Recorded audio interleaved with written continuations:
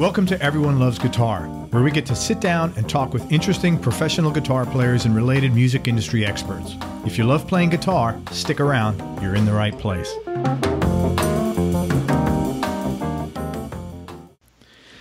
Hey everybody, this is Craig Garber, and I am very lucky to have the wonderful Rob McNelly with us today on the show. Rob's a A-list first call session guitar player and songwriter living in Nashville. And here's just some of the artists and the albums that Rob has played on. Check out these names, and this is literally scratching the surface. Buddy Guy, Lady Antebellum, Sean Chambers, Frankie Ballard, Delbert McClinton, Joe Nichols, The Judds, Tinsley Ellis, Dolly Parton, Randy Houser, Joe DiMessina, Montgomery Gentry, we're only halfway, Toby Keith, Dolly Parton, Kelly Pickler, Hank Williams, Dierks Bentley, Dustin Lynch, Thomas Rhett, Josh Thompson, Kenny Chesney, Bob Seger, Rascal Flatts, Joe Louis Walker, Eric Paslay, Carrie Underwood, Amy Grant, Locash, Toby Keith, Leroy Parnell, Lee Brice, and literally dozens and dozens of others. I'm exhausted just reading that, man. His style is influenced by a lifelong love of electric blues, R&B, and roadhouse rock and roll, which you can hear in his playing, especially in his own EP called RMC Volume 1, which you can find on Spotify, and I would highly encourage you to listen to it, and I'm not blowing smoke. It's a really wonderful album, and we'll talk to Rob about that today. The emphasis here is on Rob's on his EP. The emphasis is on Rob's vocals, lyrics, and writing, with his fretwork tying the package together. It's extremely well written and very well thought out and deliberate. And Rob has a comment that he said somewhere, I read online. He said, I try to, with my fills and my guitar licks, I try to find the cracks in the music, and then I throw a hook into those empty spaces.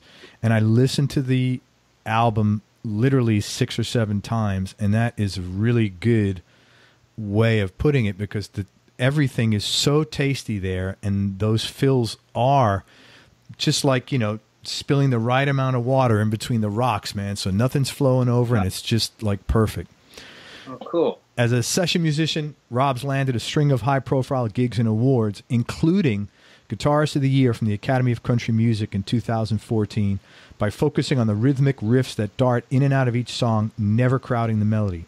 He also played the main guitar part on Thomas Rhett's Die a Happy Man. He played guitars on John Party's California Sunrise record, as well as Kid Rock's newest stuff that he's putting out. He's currently on tour with Bob Seger and the Silver Bullet Band as a lead guitar player, and he's featured in the documentary Hired Guns, which is a documentary about Sidemen. Rob, thanks so much for your time, and I really appreciate you coming on the show. Thank you, Craig. I'm glad to be here. Hey, so I want to talk about your EP, but real quick before we start, you've worked with so many iconic, really legendary people, and I was just curious, what did you learn? I want to know, I'm just picked randomly 3 artists. Well, not randomly, 3 people I'm interested in.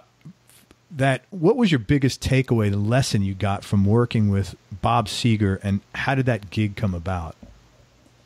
Okay, well, you know, the biggest thing that I take away from Bob is just the strength of a song. You know, he's got so many songs that we all know, and when you really start thinking about it, whether you're a fan or not, it's iconic music. And there's a reason that we've all heard those songs. We did a couple shows with Kid Rock, where Kid Rock opened. And you know, if you've ever been to a Kid Rock show, or you've ever seen anything of him live, you know he puts on an amazing show. I mean, there's all this stuff going on, great lights, great, you know, characters on stage doing all kinds of crazy things. It's like going to the circus. And then with Seger, we all stood side stage the first night of those shows and thought, how are we going to follow this? Because we don't have any of that. I mean, it is just dudes standing on a stage playing music. We don't dance. We don't know any of that kind of stuff. And man, we got up there and we realized, and even Kid Rock said this after our show, he was like, man, if you got the songs, you just don't need any of that stuff. You just stand up there and play your songs, and people go nuts. And that's the strength of Bob Seger. I mean, he obviously has a great voice, and he has charisma, and he's a character. I mean, he's bigger than life when he comes out on stage, you know. But man, the songs, it just drove that point across. And you know, So that's what I admire most about him. And you know, I got the gig through. I think you're going to be interviewing Moose pretty soon. He was already in the band, and he's a Nashville guy. And I've done a bunch of sessions with Moose, and have gotten to know him over the years. And he recommended me when Kenny Greenberg. I don't know if you know that name. Yeah, I sure do. He did a tour with Bob, and then he wasn't going to be able to do the next tour. He had taken some other gig with Kenny Chesney and was going to be gone with him. So Moose recommended me, and I think Kenny recommended me as well. So they heard my name in two places that they respected, and then Bob flew down to Nashville a couple of days, and we just played through his whole entire show. I mean, he just kind of taught me everything I needed to know Bob Seger related, and we just kind of hit it off and got along, you know. So that's how I ended up getting the opportunity to play with him. Were those the biggest crowds that you'd ever played in front of? The most enthusiastic, maybe. Yeah. Well, I don't even know if I would say that. They sound like the biggest crowds I've ever played for. I mean, you know, I've done arena tours before. I mean, you know, way back in the day, I played on the Judd Reunion tour back in 1999, and you know, those fans were just as rabid to hear them after 10 years of absence, you know, or however long they had been out of circulation, as Bob Seger's fans are to hear him every night, you know. So I mean, I was kind of used to it, but I got to say, I've never played for crowds as excited as that, and shows that felt that exciting as far as the energy in the room every night. I mean, it's Bob Seger's pretty much the biggest thing I've ever been a part of live. So that's great. How about Buddy Guy?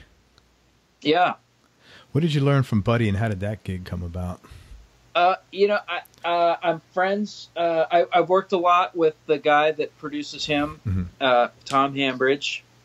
He produces a lot of records, and we've been friends a long time, and he's hired me to play on a ton of different things. And when he started producing Buddy Guy, he called me. You know, I guess it's because we just have a good rapport musically. So Buddy Guy, the biggest thing I learned, he's everything that you think he would be. He's just a straight up nice guy that's been in this business for a really long time. And, you know, the best thing that I like about being around Buddy Guy, besides looking over and seeing him play his ass off, is, you know, the downtime when you're hanging out in the lounge in the studio and he starts telling old Muddy Waters stories or Little Walter stories from the heyday back at Chess Records, you know, and realizing that not much has changed for Buddy Guy. He's remained this consummate guy that just followed his voice and his craft, you know, and that's all those guys ever did. They couldn't be anybody else, you know. You can't picture Buddy Guy doing anything else other than what Buddy Guy is doing. It was not a choice for him. That's just who he is. So that's a huge thing, you know. Did you tour with him or only studio work with him? I've only played on I think the last 3 records, or I've only played on his new records. Yeah. When you first like see him pick up his Strat and you hear him playing, what is it like? What was going through your head as not like as a fanboy, but as somebody who, you know, I know the kind of music you play personally, so I'm assuming he had to be one of the 10 guys that you listen to on the regular rotation, sort of. Yeah. What was that like when you're sitting there and you're like looking at Buddy Guy playing his freaking Strat? Well, honestly, it is a total fanboy moment. And it was like this with Seger too. You know, I mean, hearing either one of those guys, I mean, the thing about Buddy Guy that to me was really cool, and he probably wouldn't remember this, I don't think, but you know, the first time we started playing on something together, we were in the studio. We just listened to a demo of a song that I demoed up with his producer, where I played the guitar and I was trying to play like Buddy Guy. on this demo so that he'd kind of hear himself in this song and want to do it. And well, so we he dug the guitar playing on it. So I kind of, he had a real way of making me feel comfortable about being there because, he's a guitar player. I'm a guitar player. He doesn't need me. Sure. So we got in there and we just kind of started playing, and I started playing like the rhythm to the song, and he just kind of looked over and started smiling, and right away we got into a musical conversation. That's awesome. Yeah. So and then you hear the power in his tone. When he clicks on that thing and starts playing like Buddy Guy, it's so powerful. And it's the same way when I was sitting there for the first time, like sitting 2 feet away from Bob Seger, and he starts singing Night Moves. Instantly I'm a 14-year-old kid in my bedroom listening to my boombox, and there's that voice. Yeah, that's pretty cool, man. It is really cool. It's the things about doing, if you do this long enough and stay with it and keep going in this business, you just kind of end up hopefully in these places. Yeah. And they're indescribable moments, I don't know if this is a fair question or not. I've seen Buddy in concert. Like, I saw him once in the 80s, and I've seen him probably 5 or 6 times. The last couple of times I've seen him was, I live in Tampa, so he came down to Ruth Eckerd Hall in Clearwater. Yeah. I could swear to God he was hammered walking around. He's got the wireless mic, and he's walking around. Motherfuckers, what are you looking like? He had to be hammered because he was just saying this off the wall shit. Not because he cursed, but just how when someone's drunk, you could tell, right? Is that like I don't know if you could even answer that question, or is that what's that all about? if you could answer. If not, I totally get it. You know what, man? That's that. Well, it's not that I feel uncomfortable talking about that. I didn't see that side of him. Okay. Well, the motherfucker part, yes. Yeah. Okay. Everything's motherfucker. You know, he that's how he talks. Right. But I never saw him drinking or anything in the studio. Okay. He I guess because we work during the day and we don't go late into the night. Usually on his records. He's pretty sober and he's quiet, until something reminds him of a story, and then he lights up and starts telling you all this stuff, and it's motherfucker this and motherfucker that. Yeah, everybody in the room's name is motherfucker. Yeah, it's good. Yeah, that's really cool. I had a question in my head; it just slipped out. Oh, did you have to go up to Chicago, or did he come down to Nashville? He came down to Nashville. Okay. Yeah. Dolly. How'd you get that gig, and what did you get the most out of Dolly?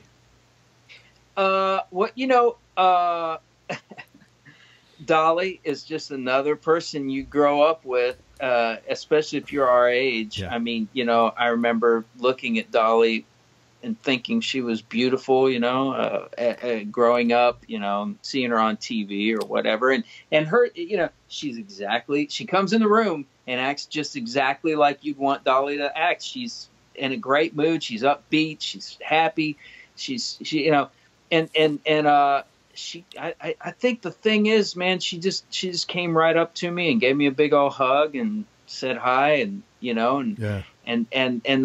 the thing that I wasn't expecting, because we work with so many artists that sometimes don't even show up at their own sessions. Oh, wow. And then if they do, they kind of save their voice. They don't sing all day. They kind of, but Dolly sang every take of every song we did all day long like it was the performance. Wow. And that was the first time I'd ever been in the studio with somebody who really did that. Now, there are others that I've been in the studio with since that have done that, but she was the first, and it reminded me that hey, man, you got it. There are still people in this business that can sing every time they need to, and they treat it like it's the most important thing they do, and she was definitely one of them. That was really cool. Do you know Dave Fowler, bass player? Yeah. Dave was touring manager for Dolly, and I asked him that question, and I said, what did you get the most out of Dolly? He said, be on time. Yeah. He said she is such a stickler for time. If you're not 20 minutes early, you're late, you know? And Yeah. he said he was, and maybe because obviously him being touring manager, he carried a little more of that responsibility, but he said be on, you know, that's like, if you're not on time, you're gone, you know? Yeah. Pretty quickly. So I could see that. Yeah. I mean, all of us session musicians, everything's so regulated. We're always on time. yeah, you have to be here. Hey man, let's talk about your EP, RMC Okay. Volume 1. And hang on, Okay. I just thought of something. Okay, sorry about that. One thing I noticed is that the actual layout of the songs, you know, the sequence of them, 1 through 6, it's really well done. I thought that each song was very well placed exactly where it should be placed, especially having that, you know, Eloise as yeah. the final song. That was like, that's, you know, that's the, you know, when you used to have an album, that's the long playing, you know, the power ballad. It had a haunting piano line. And I was curious, like, is that a hard process to do, or was it just random luck? Or, I mean, I wouldn't imagine it, but how did you decide where to place? No, you know what? Yeah, I think that is definitely something that I always, every time I've ever recorded a record, I've always put a lot of thought into the sequence, and I usually don't do it by myself. And I should say there's a buddy of mine that I've been friends with since childhood, who's also in the music business. He's more on the business side of things, and his name's Cliff Aldridge, and he's my oldest friend, you know, and we know each other very well, and I co-write a lot with him. Some of those songs are written with him. And so he's always around and involved in everything that I do, either in a production role or he's my ear, you know. Okay. I really trust him a lot. So he and I sat down and really batted around the sequence of that CD a lot. And that's probably his sequence. I remember him calling me. We kicked a lot of things around, and then I remember him calling me one day and saying, "Man, I don't remember if he dreamed it or something, but he said, man, I just as fast as I could write it down, the sequence came to me, and that's it. Check this out." And when I did, it was just right, you know. Yeah, it seemed very deliberate. I would have been shocked. I mean, once in a while you hear, "Hey, man, I winged it or I lucked out," but it just seemed so deliberate because it was really, you know, like a puzzle. Like all the pieces fit and made the puzzle perfect, you know. So I was. Well, thank you. We did put time into that, so thank you. Yeah. Did you? You said you. I had a question. Did you write all the songs? But you said you and Cliff co-wrote most of the songs. Yeah, it's either. Well, let me think. I wrote some of those by myself, like Just Walked By Until Then. I wrote by myself. Eloise is with Cliff. The Secret is with Cliff. Nothing But You is. I wrote that with a couple of Nashville writers that I do sessions for, Matt Nolan and Matt Warren. And People Just Love to Talk is a song that I wrote with Delbert McClinton and Kevin McKendry. And actually we recorded it. We wrote it for one of Delbert's records. He recorded that on Acquired Taste, which is not the last record, but maybe the record before that, I think. That's a cool song. It's like a cool tune. Oh, thanks. Yeah, it's just a cool tune. I love that. Yeah, Delbert is such a great lyricist. I came in, I had most of the music bed, and I had the chorus. I had the lyrics to the chorus, and I just threw it at him, and we just sat there, and he just started saying all this really off the wall stuff that fit that chorus. I mean, it was amazing, man. I loved riding with him that day because he blew my mind. That's cool. Yeah. Well, sometimes you're in the right place at the right time to make that magic too, and you definitely were there. So how deep did the writing get, not lyrically but musically? For example, in Eloise, did you write the moving piano line itself, or did you just, you know, write the chords and you brought people in to do this other stuff? How much freedom and creativity did you give, and what did you play besides guitar? Or was that it, and vocals? On this record, all I played was guitar. Okay. All the guitars you hear on there, acoustic or electric. But Eloise, you know, that was actually a guitar figure. before it was piano figure. So you wrote that line, that melody in the on guitar, and then put it. Right. Oh. Actually, that's not true, because in the outro where we sing the melody, that's where the melody kind of came first into play. We didn't have that up front. When Cliff and I were writing that song, we wrote the song, and then we were like, man, we need a long outro thing that just repeats over and over again. And I just started singing that. Oh, wow. And so that's kind of how I came up with it. And then for years, I would play that song around for people, just me and an acoustic guitar. And so I played the melody on the acoustic guitar, where you hear the piano doing it on here. But when we got in the studio, we kind of wanted it to sound like, so a lot of people say it makes them think of Hey Jude, and I understand why they say that because of the outro, but really we kind of thought of it as 70s Elton John meets Right, like if Elton John had played either on the cut off of Rolling Stones' Exile on Main Street, like one of those ballads, or Keith Richards played on an Elton John record. Sure.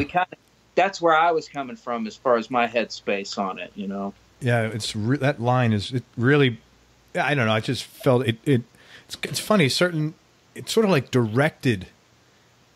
The guidepost of the song was that line, that piano line. I thought it was, like it's like a guide, guidepost. That's the best way to say it. It was good.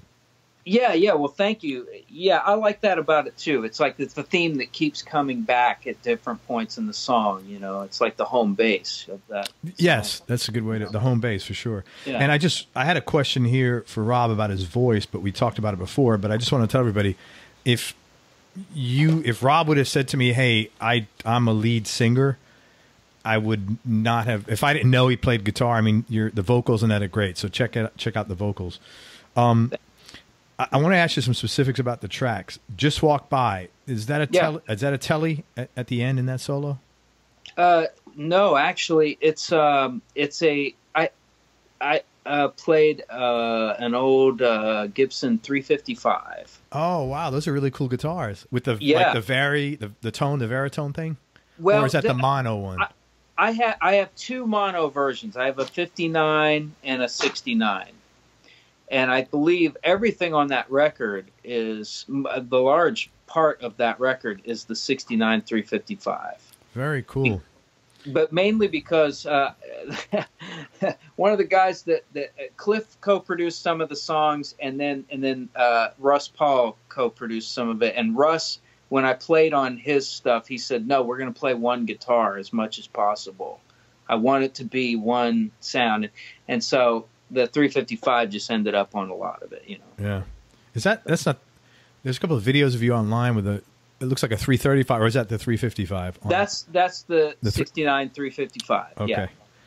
Mm-hmm. People just love to talk, so I had here also a telly, so no, obviously that's the 355. Well, okay, that is the telly. Okay. It says especially in the opening. Yeah. Okay. Yeah, okay. That guitar, that whole song is the telly. Yeah. Okay. Well, Rob, if I keep saying telly, there's 6 songs. I got to be right once, right? Yeah, exactly. Let's say a broken clock's right. Even a broken clock's right twice a day. And I try to play with that. Did you tune down a half a step for that one? Yeah, I forgot that I did that until I was learning it with the band, and they were all texting me going, "Hey, dude, what key are we doing? Are we really going to have to bring extra guitars to play the song?" I said, "No, we'll do it in standard." But yeah, we did tune down half step on that. Okay. You know what? It's you have like a raking thing there just at one point, but it's so well, I think raking does so much for a song, for, a guitar line. And you have this one rake in there. I think it's at the very beginning or maybe a bar after a solo, and it just sounds great. Oh. And you probably don't remember because it was incidental, but it just, I noticed it. It sounded really good. You also have this like kind of like a one note thing going on there with the guitar underneath. Okay. Are you talking about the low part, or is it a low note? Correct. Correct, and it's one Yeah. note over and over. It's like it's Yeah. in a rhythmic pattern. I just don't know the rhythmic pattern at the top of my head. Where did that? Like, how do you? I'm always curious as to where do ideas generate? Like, how did you come up with that? You know, I do know what you're talking about. And when I was cutting that with the band, you know, that I was playing the chords with everybody, and it just felt like everything was just too blocky with everybody playing the chords. And I don't remember how I stumbled onto it, but I clicked into my session guy mentality where I just kind of went, okay, what do I need to do to make this song like jump a little bit? And I guess that's just, I just did that on one take, and that was like, there's the idea. Yeah, but that's where, when at least when I'm listening, where like those fills where you just fill up the cracks with just the right amount. Yeah. Yeah, that was perfect. I mean, it just did it. You know? Thank you, man. It really was great. And I think I know the answer to this, but I love the distortion on that song. I didn't ask Jeff, but was that from your amp, or is that a pedal? Yeah. Well, you know what? It's a little bit of both. You know, I'll give Jeff a little bit of credit. All right. You know, that's one of my favorite amps that I have on that song. It's a Tweed Tremolux. I've had this amp forever, and Jeff has worked on it, and it sounds really great. It has a nice breakup to it, but on that whole song, I use a fuzz pedal, actually. Really? Which one?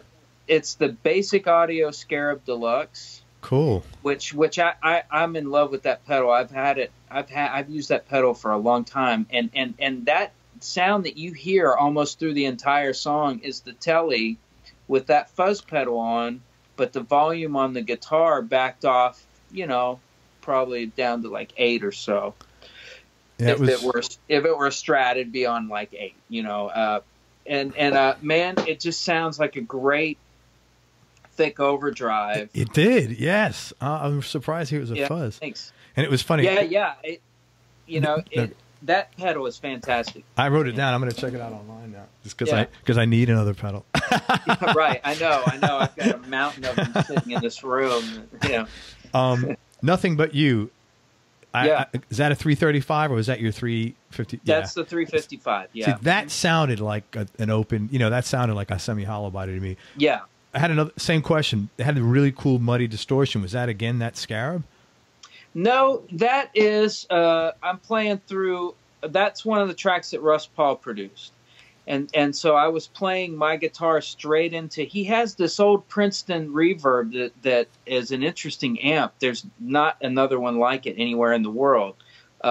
His father-in-law is Billy Sanford, who played the riff of Pretty Woman. Oh, wow. Roy Orbison. He was a big session guy he was in Roy Orbison's band, and he played on all that iconic Roy Orbison stuff, and he was a big session player in Nashville until like up through the 80s. And so he played that's him. Yes. Wow. And some say that he helped write that riff. I don't know, but anyway, I played through this amp. Hey, you're a session guy. How many riffs have you helped written that, you know? Oh, that's one of the most iconic ever. But as a session guy, you know that's very well could easily be true, because how many riffs have you written that you know? Yeah. The lines are blurred sometimes on songwriting's credit. We'll say that. Yeah, for sure. But yeah, anyway, he has this old Princeton Reverb amp that has a 15-inch speaker in it. Wow. Yeah, it's. I don't know the total story about that. He had somebody had this amp, and it's a regular mid-60s blackface Princeton Reverb, but it's got a 15-inch speaker. And so we just plugged straight into that and turned it up until it sounded like what you hear on that recording, and that's all that is. Really good muddy distortion on there.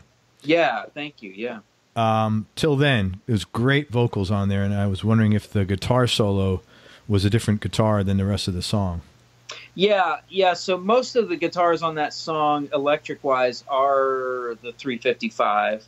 But then the solo is I have a 68 custom Les Paul. Oh, okay. And it's a black custom with the ebony fretboard. and that, yeah, I don't even remember what amp I played through. Probably something small like a deluxe reverb or something, and I think that has the Scarab Deluxe. It's the Scarab Deluxe, again. With some Fender amp with a little bit of a tape echo. Very cool, man. I'm actually feeling good that I recognize most of these things. Man. I'm you got a good ear. Yeah, I do. I have a pretty good ear. The Secret. I love the slide on there. That's one of my favorite songs. What is that song about? Because the lyrics are so cool. And then the other question is, what did you use to get that effect on your voice? You know, like when sounds like you're singing through a box or. Oh, you know, yeah. How does that work? Well, yeah, that was all done. That effect is post-production stuff that the mix engineer, he just EQ'd it that way and filtered it.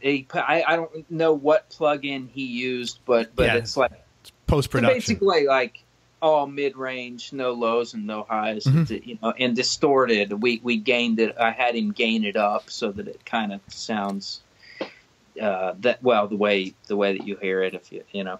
And you know what that song is about? I've been writing that song with Cliff, who I mentioned earlier. We started writing that song probably 15 years ago. Wow, that's a great story. Now the reason I don't know how many people remember this, but do you remember Scott Peterson, the guy who killed his wife? Yeah, and they found her. She eventually I guess he dumped her off in the ocean, and she ended up washing up at some point. You remember that? Yeah, was that in California or was it up Boston? Okay, in Modesto. I remember that. Yes. Yeah, so it was on the news all the time, you know, in the late '90s or whatever, I think, and you know, remember how everybody thought like he was playing this big thing, like he had all these people looking for her, and he was acting like the devoted husband, and he was crying on TV all the time and all that. Well, that inspired this song. Oh, because this song is kind of about. Every night I looked at that guy on TV, and I was just like, I know that son of a bitch did it. You know what I mean? And people were suspicious. There were a lot of weird things, you know. If you were around at that time and you heard and you were watching it on the news, it was like half the people thought, "Oh my God, this poor guy lost his wife," and the other half of the people were like, "No, that son of a bitch did it. He's guilty." Yeah, and it turns out he did it, and so this song is kind of about. I've been trying to write this in a song, and we worked on. We'd get together and if we'd go as far as we could, and then we go we need to scrap this take on it, and eventually over the years I kept pushing it, and he was always like, I think he was tired of hearing the idea because we tried so many times to write it and just never nailed it. And then when he said, he's the one that came up with the hook line of the secret that the ocean keeps. Right, was really a cool line. Yeah, and that's Cliff, man. That prompted a lot of curiosity about what is he talking about here. Yeah, so it's just kind of about this, I guess, like this arrogant guy that's kind of rich and lives in this town, and he kills his wife, and everybody knows he did it, but they can't prove it. And the difference in our song that strays from the actual story of Scott Peterson is that he gets away with it. But his guilt and what he finds on the other side of getting away with it is that you live with this secret the rest of your life, and you just can't. And everywhere you go, people know that something's not right about you, and they know. And he at the end he ends up having a heart attack because the stress is just too much, and he ends up dying himself. And as he's dying, the ocean is just pounding in the background, like, yeah, I got you, you motherfucker, you know. So you could actually maybe change it to the secret glove and, you know, just modify it for O.J. Simpson. Yeah.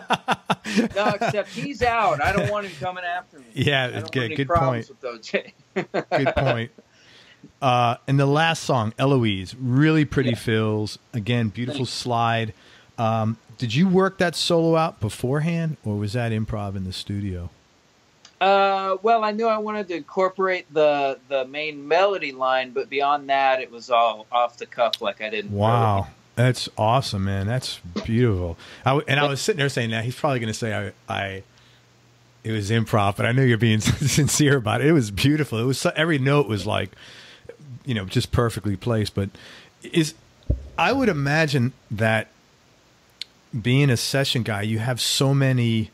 It's like probably such good training for doing stuff like this because you're required to just like do this immediately, Yeah. So if you do have a little time to stretch out and like actually think about it at night, when you're eating dinner or, whatever it is, you're walking the dog, it probably like almost makes it easy. Not easy, but compared to what the normal conditions. Yeah. The thing that you learn how to do as a session player is come up with as many ideas very quick, as you can quickly and be able to execute them. And what I found out is I can do that so much easier on other people's music. When it comes to my music, the hardest thing for me to do is a guitar solo, and I think the reason why is because I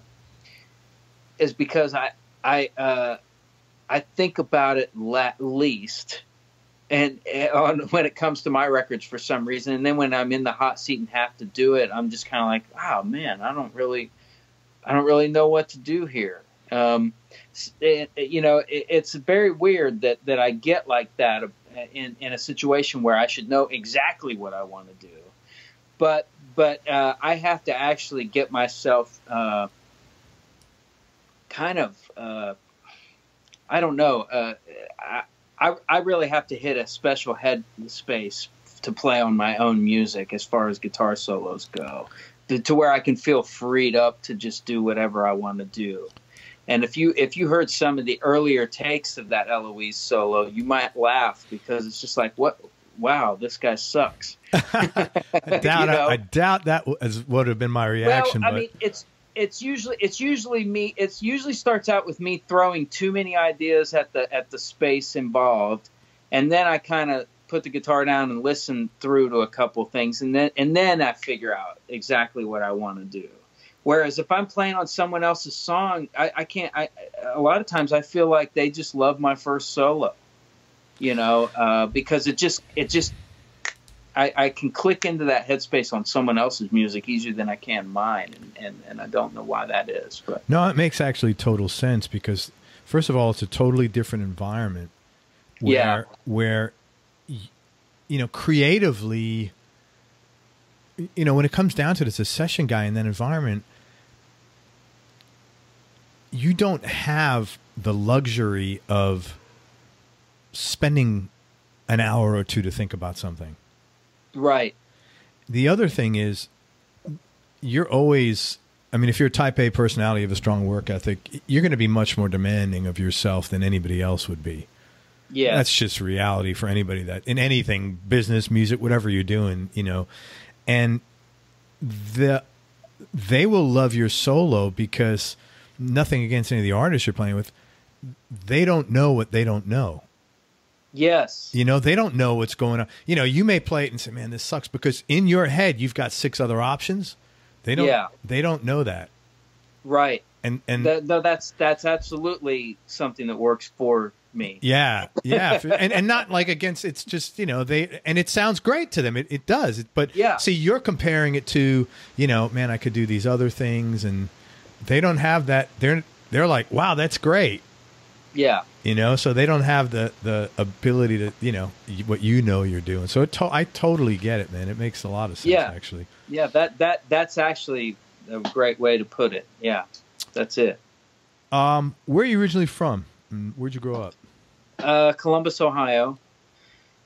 Yeah. And what was your childhood like? It was a really interesting childhood in that my dad was a musician professionally, and You know, I never questioned this career path because of that. Because I grew up watching somebody do it. And I grew up in a musician's lifestyle. So I didn't have anybody doing a 9-to-5 job or, you know, working regular hours or any of that. So yeah. So this was a natural, I mean, like, did you ever think of doing anything else when you were a kid, or you just... Well, the only other thing I was good at as a kid that I thought I might, you know, want to do if I, you know, before I found out that, before I felt like I could do music, was baseball. Okay. I was really into baseball. You're like a Reds fan? You're a big Reds fan? Yeah, I was when I lived up there. Yeah. You know, I don't follow sports as much as I did back then. Sure. But yeah, it was the only thing I had natural ability at. I've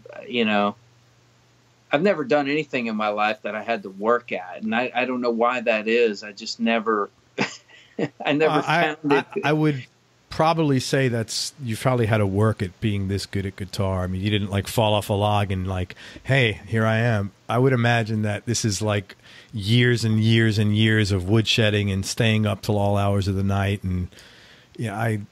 The fact that you like it is a mutually exclusive issue from the fact that you're good at it. Yeah, I guess.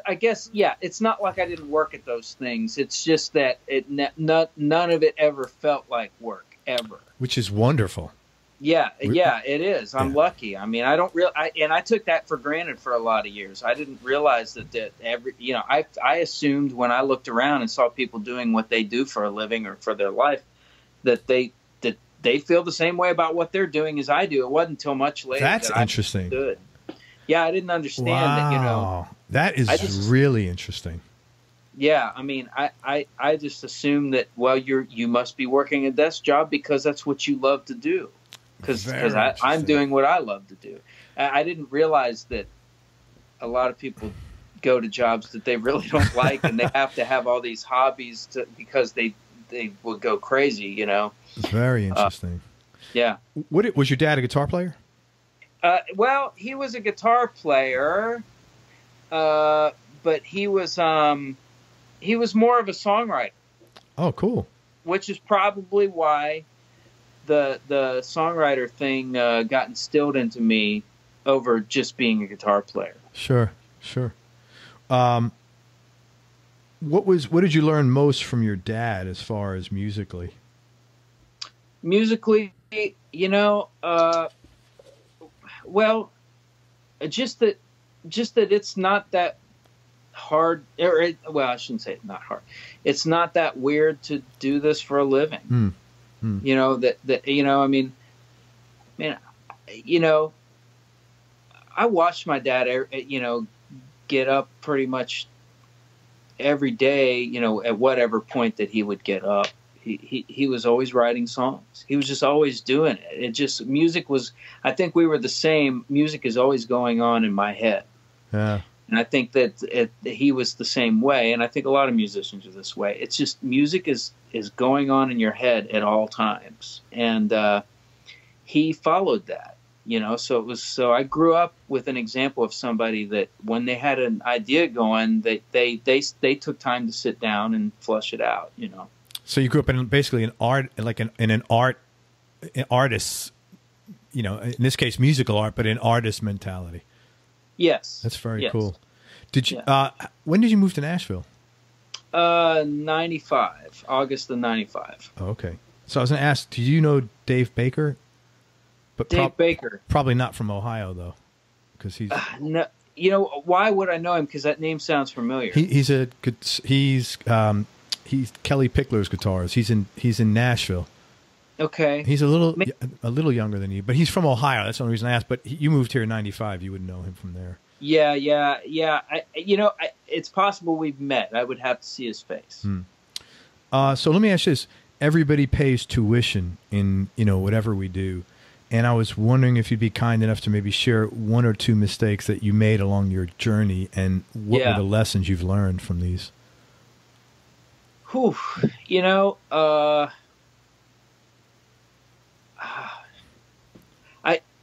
thought, you know, it is hard for me to call them mistakes, though. But I think the biggest mistake that I have made at different points is just not taking time at different, like when certain gigs would come along, or certain decisions that needed to be made. Not considering all of there's such a political side to this business, and I'm really bad at times at considering those things in the decisions. The political implications of your decisions. Yeah, like what type of gigs you take, what type of things the people see you doing that might keep the people you want from hiring you, or taking gigs just for the money that you just don't believe in, or have any music, Sure. musical. I've just made mistakes along the way, without naming names. Yeah, sure. I found myself in situations that I was like, this was an awful decision to be out here in public playing this kind of thing, because I don't want anybody out there thinking that this is what you should call me for. Yeah. Like at some point, when I got into Delbert McClinton's band, I felt really good about that decision. It wasn't as high profile of a gig as the gigs I was doing up to that point, but I realized that if I just stuck around doing just Music Row kind of CMT type of gigs and becoming that guitar player, I was never going to get called to play on a Buddy Guy record, or get a chance to play on some of the music that I really cut my teeth on stylistically. That's got to be a really hard thing, because because I've heard that answer before, unless and the only way to avoid that, I would imagine, is you've got to have have a guy watching over you, a mentor, like really watching over you. And then you have to be willing enough to listen or surrender your gut about something and give in to that. And then you get into the whole situation of, wow, I'm not being true to myself. I really want to do that. It's a tough thing, I think, to do. I think you just got to, I don't know if there's any answer around that. Yeah, it is tough. I think the things that make it tough is, and the business gets tougher all the time, but coming up, you kind of really have to decide when you start getting hired for things what you believe in, what you want to do, not what the business throws at you. Right. Because the business is going to throw a lot of things at you, and opportunities are going to seem like, oh, if I don't do this, I don't know if anybody else will call. There are times where you have to be flexible about that, but most of the time, man, I would tell anybody, don't go play a gig you hate musically, because the more of that you do, the more of that they're going to call you for. Yeah, that makes a lot of sense, and you won't even know who the hell you are down the road. Yeah, you have to have enough belief in what you are doing or want to do to hold out a little bit at times, even if it seems like you are not going to work. Yeah, sure. It always comes around. You just have to hold out sometimes. Which I would imagine, you being more of a rock blues purist, was probably something that you had to deal with a lot in Nashville. Yes. Yeah, because when I moved to town, it was still very much a Brent Mason owned town. Yeah. And man, he's one of my favorites. I mean, he's one of the best in the world. Sure. And I mean, I love that guy's guitar playing. I just, but I don't play like that. Right. And so, I was doing a bunch of country music, CMT. I call them CMT gigs because they're all those country music stars. Totally get it. Kind of things. And man, the second Delbert McClinton started looking, I started playing with him, subbing for the guitar player he had at the time. It was like, if I could ever get that gig, I would turn down the biggest CMT gig to do this because Delbert McClinton is where I need to be musically. Yeah. And you know, people, you know, I felt like if I can be seen on stage with him every night, it's going to attract the people that hear what I do. And I'm just going to get hired more and more for that, which is where I shine. You know, it took me a lot longer than other guys to get going that moved here the same time as me. But, you know, I'm happier playing what I play. Yeah, I've heard in the last week from 5 A-list guys that you're a wonderful player. So whatever you did, whatever the time frame, I think it was the right time frame because thank you. You know, and I'm not that guy to just say shit, but you know, whatever you're doing was the right journey for you. Yeah. Wow, somebody's mowing my lawn. No, it always happens here, man. Believe me. Yeah. Okay, what's your? Wow. I'm looking at I'm looking at the clock. I got so many questions to ask you. No, nothing to do with your lawn guy. Okay. In fact, send it to my place.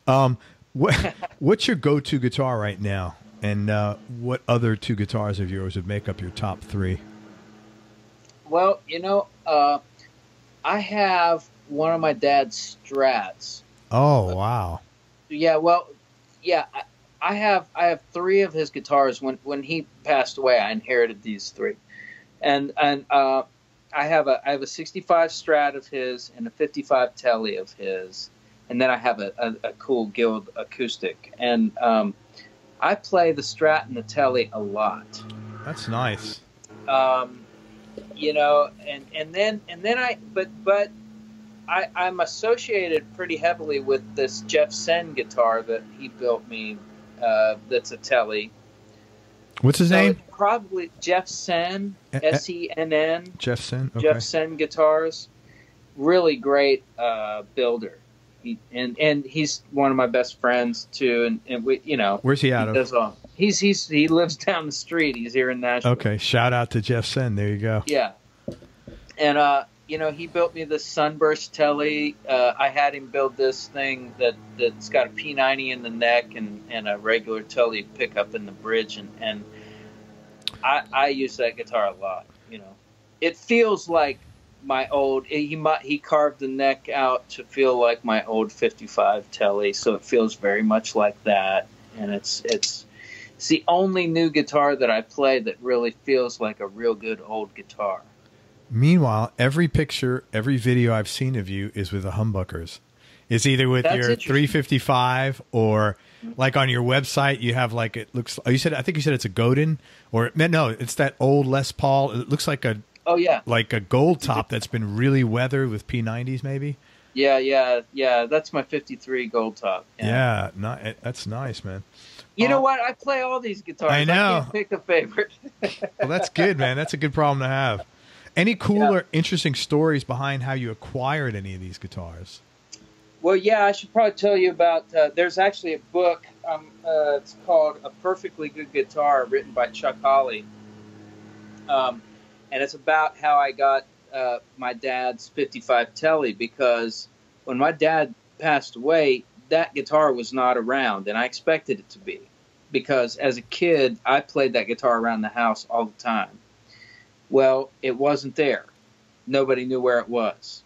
And when I moved to Nashville, I started asking some of the people that knew my dad when he was working down here about that guitar, and somebody told me that they thought that Paul Worley bought that guitar, who was a session player and also a producer that produced some of my dad's records back in the 80s. And what was your dad's name? Bob. But his name, he was known as Bobby Gene McNelly. Bobby Gene McNelly. Yeah, and man, I ran into Paul, and I asked him about it, and he said, "Yeah, I bought that guitar. You know, your dad was moving back to Columbus and needed the money, and I bought it off of him." And I mean, at the time I had no money, and I said, "Well, you know, I don't know. You seem like a guy that doesn't sell anything, but if you ever are getting rid of that guitar, please let me know. I'll come up with the money somehow. I know it's a valuable vintage guitar, but And about 6 months went by, and our mutual friend that we had called me one day and said, "Hey, what are you doing tonight?" And I said, "Nothing." He said, "Well, come by the house around dinner time." And so I said, "Sure." And I went over there about 5 o'clock or so, and I walked in, and there was this case sitting on the floor, and I wasn't thinking anything of it. Right. I didn't even, it's just the guitar case sitting there. And he said, "Hey, open that case. Check this guitar out." And I opened it up, and I swear to God, I flashed back to the first time because my dad did the same thing when he bought the guitar. He bought the guitar at Gruen Guitars, and he brought it home. And I just remember coming in from playing outside, and he said, "Hey, open this case and check this guitar out." And wow. And so I went over, and it was a replay of that moment of the first time I ever opened that case and saw that guitar. And it was just like, holy shit. Wow. He said, "Yeah, Paul called me and just told me where the guitar was at his house, and he just said, come over and get that guitar. And I just want Robbie to have it. It belongs with him. He's like, I've got so many guitars, I never play it, and that's so awesome. Yeah, really, really cool. That's a great story. That's one of the best stories I've ever heard about getting a guitar. It is a great, I mean, and Paul's done so much for me. I mean, he's such a great guy. I mean, he's the first guy.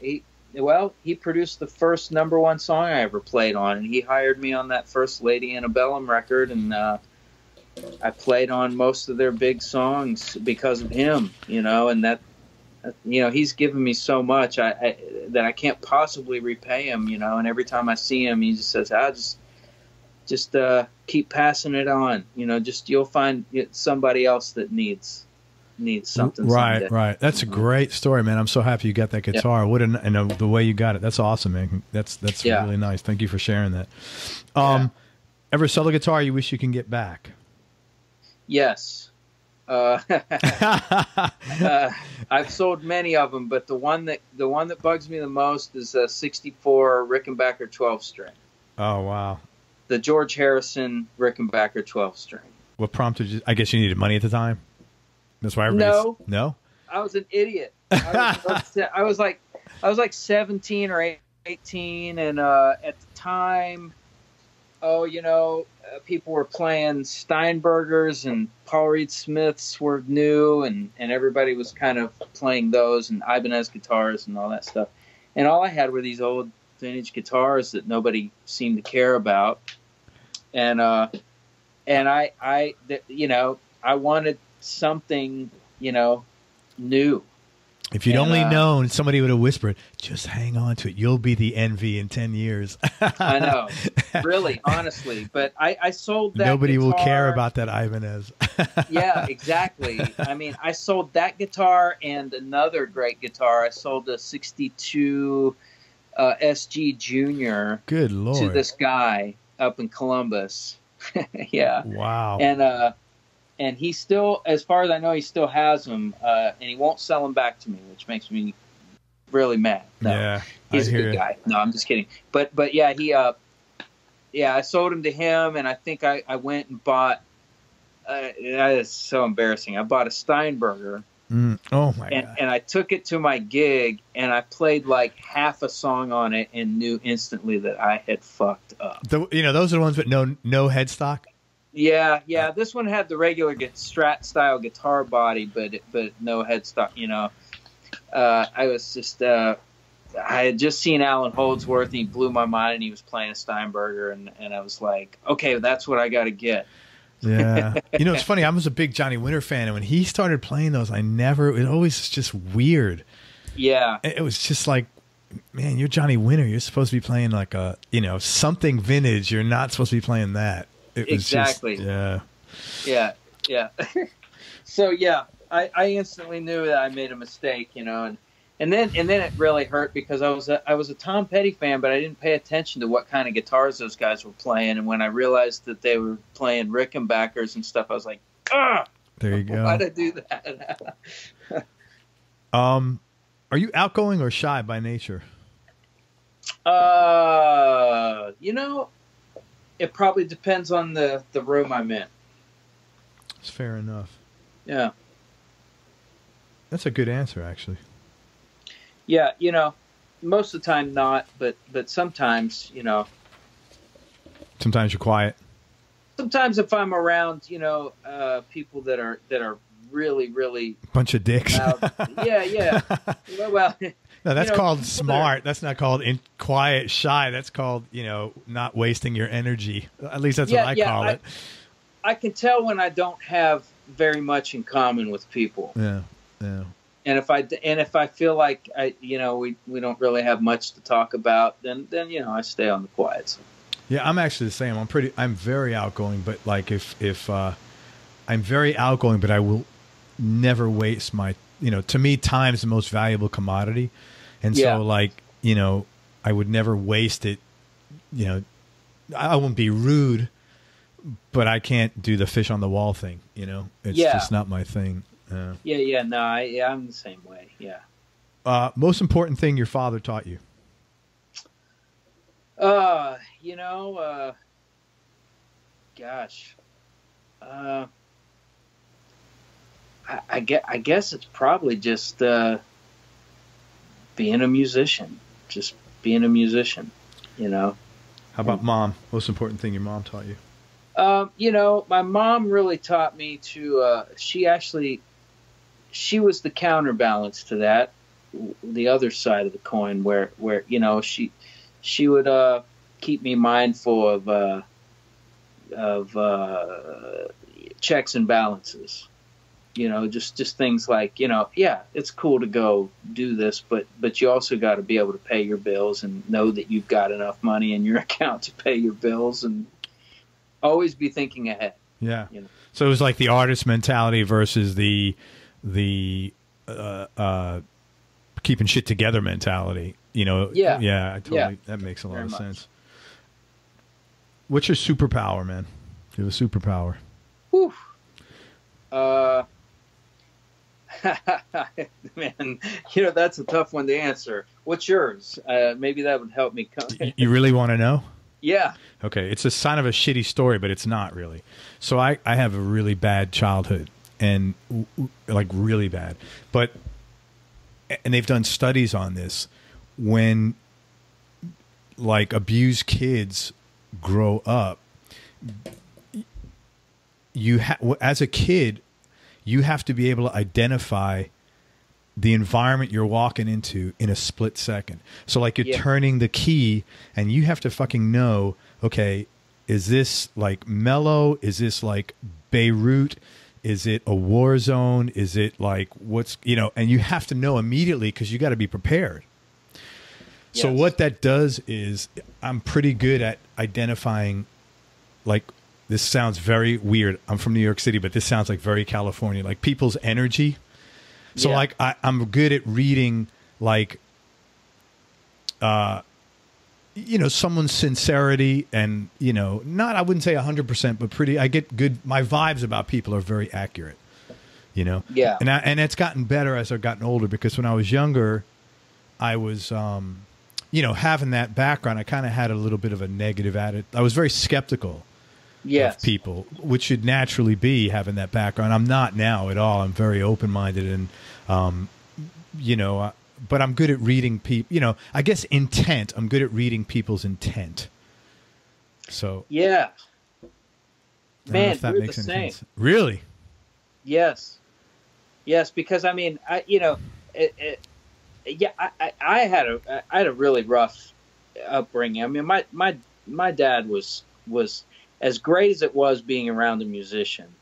He was also a musician in the 70s and the 80s and doing a lot of the things that people were doing back then. Right. Drug-wise and alcohol and all that, you know, and the partying and really not a great role model in any other way except music. Yeah. So you had to raise yourself, and you had to figure out, you probably the same as me then. Like, my dad didn't teach me anything to do. He taught me everything what not to do. Yes. There was a lot of that for me. Which is a valuable lesson. But it is. It is. It's tough because you learn all the hard stuff up front. Yeah. You know, but yes, as I was listening to you talk about your superpower, that is exactly how I am. Yeah. I mean, I have to. I was always scared to death of what kind of mood my dad was going to bring into the house. Oh, that fuck day. yeah! What the hell what war zone is it today? Yeah. So yeah, I've grown up that same way, and have tried really hard to work through that as well to be where you're at, and which is where you start out from a skeptical place. Yeah, very. But you learn through time that you can be. It is safe also, and you learn how to start looking for the positive side of the things you might be hyper vigilant about. Yeah. Whatever. Well, for me, what helped was, first of all, I went to some counseling a long time, but I learned, I just had to look at myself better before I was able to look at somebody else better. And it's just not possible to happen any other way. Now, I mean, I appreciate what you said. You want to, far be it to think I have my shit together, that because I don't. I'm just a work in progress like everybody else. But it just took a long time. And when I started, I just said, I'm fucking sick of this. It's just like, I don't want to have this outlook. I want the world to be a nicer, better place. Well, I had to look at myself as a nicer, better person. And that took a long time, to be very honest with you. Like a lot of times people will say to me now, man, you're such a nice guy. And I have a hard time with that. Not because I don't think it's true, but because it's a foreign thing. Because I spent so many years like angry. And so my response is always, hey, thanks very much. But, you're seeing the band after they've been playing together 3 times a day for 10 years, You didn't see the band, when they couldn't fucking put a note together, And I guess, and nor should they, because they're just meeting me today for what I am. But it's in my head. So that's like my next journey to sort of like, just accept something like that. Like when someone's that kind to me, it's like overwhelming. And I know they're being kind because they probably think I'm nice, but it's like all those emotions are sometimes all those nice emotions are overwhelming to me to process in a good way. I mean, I don't reject them, but it just has to take a little while to sit in, I have to take a breath and, appreciate it and feel good about it and let myself do that, So. No, that is a very hard thing to learn how to do with this kind of background. Yeah. It is. Yeah. It's a huge step to be able to do it, I think. It was for me. And I tell you what, the thing that helped me the most was my wife was she's just a great person. And I wanted to be better for her. And then and then I realized, okay, in order to be better for her, I got to be better for me first. Yeah. But like, it was interesting when you were talking about how you grew up and like, I thought everybody did what they like to do. See, I grew up the other way. My dad was miserable. So I thought, you grow up and you're miserable. Yeah. That's normal. You grow up and you fucking hate the world and you do a job you hate. So I had to unwind all of that shit and do it the other way. And I've been self-employed now for 20 years. So thank God everything's been okay. But it took a long time again to get, I always think I'm a late bloomer. That was my journey, it took a long time to get there. So, well, glad you're here. Yeah, man. Thank you. Me too. I'm glad you're here. Any hobbies or interests outside of music? My daughter, really. That's a great one. I love doing things that she likes to do. What does she like to do? Nothing musical. Well, that's good, actually. That's actually good. It is good. She's really into horses. She shows horses. That's great. Man, you better be playing on some #1 records. Oh, good God. Tell me about it. That's the truth. How old is she? She's 10. That's great, she man. just turned 10, that's her passion. And, she's also a very artistic child as far as, like, she loves to do creative things like, drawing or or tonight, if she's still awake when I get home from my session, we're going to make a video together. I just got her this film app on her phone, and we've sketched out this murder mystery video that we want to make. That's awesome, man. And you're gonna write a song. You're gonna write a song about it, The Secret something, right? Yeah, yeah. I actually, she wants me to make really scary sounds with my guitar and record them and put them on her phone, and then we'll put images to it. So yeah, I'm really excited about those kind of things with her. Yeah, those are good projects to do because they get a bigger quick, man. Yeah. Favorite place you've traveled? Well,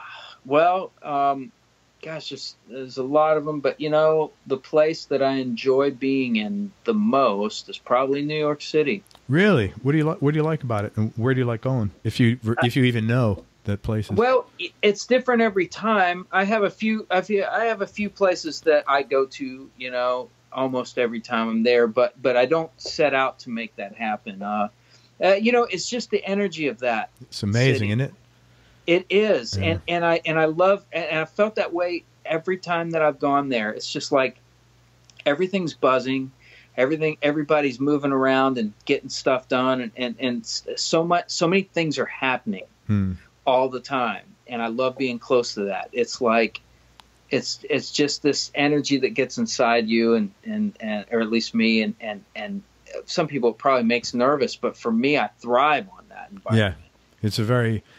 I grew up there, like I said, and I'm very grateful for that. And I got exposed to so many kind of people living there, which was really cool.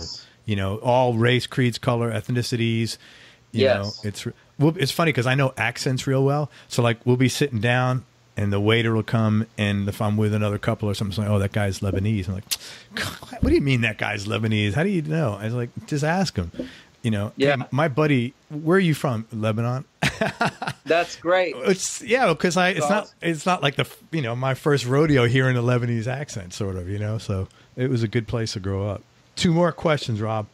Best advice you've ever been given, and who gave it to you? Interestingly enough, I just reconnected with this guy's wife. There was this guitar player up in my hometown that I didn't really know all that well, but I knew who he was because he played around a lot, named Ray Fuller. And I remember one time I was playing, we played some benefit for, I don't remember what it was now, but the thing, it was a Stevie Ray tribute kind of night. And I was really into Stevie Ray and all that. But we were watching other people that were not in that didn't know anything about Stevie Ray, and were jumping on the bandwagon, getting up and playing a song and just butchering everything. And I was standing next to him backstage, and I was young. I was probably 19, 18, something like that. And he just leaned down to me and said, you always got to do what you got to find what you're good at and and really just follow that and nothing else, because people can tell when it's not sincere and it's not genuine. And that may have been the only thing that guy ever said to me, I think. I mean, we did not know each other, but I remember it like it just happened yesterday, and I've thought about that so many times. I probably owe him a thank you, because there's been so many times where I started to do something because I thought it would get me a gig, or just even simple as the way I would interact with people socially or whatever, or pretend to like things that I really did not like at all, Sure. And him telling me that, it was just kind of like this very obvious thing, but just somebody saying it out loud into your face, it was just like, it had a profound effect on me, and I remembered that, all these years. Do you think that's kind of what helped you in those times where you looked at, you said, I can't keep doing these CMT gigs, and I want to get something like Delbert McClinton's gig? Yeah, that's great, man. That's good. Yeah, no, that's absolutely where that came from. What reinforced that? Yeah. Last question, tough question. All right. As if the others were easy. What's your definition of happiness? Man, I think we're always on the path of that and trying to figure that out every day. But I think it's about being comfortable in your skin. That sounds cliche. That sounds not at all. But it's so valuable, and it really is the most important thing. I mean, you've got to find out who you are and be true to that, and always stay on the pursuit of that. Yeah, I would agree. It doesn't always reward you in every single way, but you start learning that it rewards you in the most important ways, probably. Man, I really appreciate your time. I'd like to thank you, but I want to promote. Where could people buy RMC Volume 1? Well, it's up on iTunes. You can get it there. And like you said, you can stream it on Spotify as well. Those are the two places where you get it. Or if you happen to be in Nashville and see that I'm playing, you can get an actual physical copy.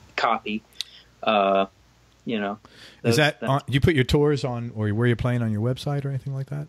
I do, and there's nothing up there right now because I was supposed to be out with Seeger, but since he's cut the tour short unexpectedly due to some health concerns, I kind of landed back in Nashville, so I'm getting ready to book a bunch of shows and should have some stuff up there in the next couple months. So great, everybody! It's Rob McNelly, McNelley. The name of the EP is RMC Volume 1. It's really, if you are into rock, blues, classic rock, it's just a great album. Good vocals, everything. And again, I have no incentive other than to tell the truth that it's a wonderful album. Man, I'd like to have you back on the show when you have your next album come out. And there's a lot of questions, a lot of therapy we still have to go through here, Rob. Yes, I can see that. I like this. Hey, man, I cannot thank you enough for your time, honestly. I know you're so busy, man. It's great talking to you. Hey, everybody, thank you so much for listening. Thanks again to Rob McNelly for spending his time with us. We all appreciate it. Go to everyonelovesguitar.com. Sign up to get notified about future episodes, along with other cool new things for guitar players. Be nice. Go play your guitar and have some fun. Till next time, I'm out, everybody. Thanks for listening. Peace. We hope you enjoyed this show. If you did, subscribe to the Everyone Loves Guitar podcast, and you can do this online at everyonelovesguitar.com or on iTunes. And if you like the show, please leave us a 5-star positive review. The more 5-star reviews we get, the higher our show ranks, and higher rankings mean we get to continue speaking with cool, interesting guests on our show. We'll see you on the next episode, and until then, keep playing your guitar and have fun making music.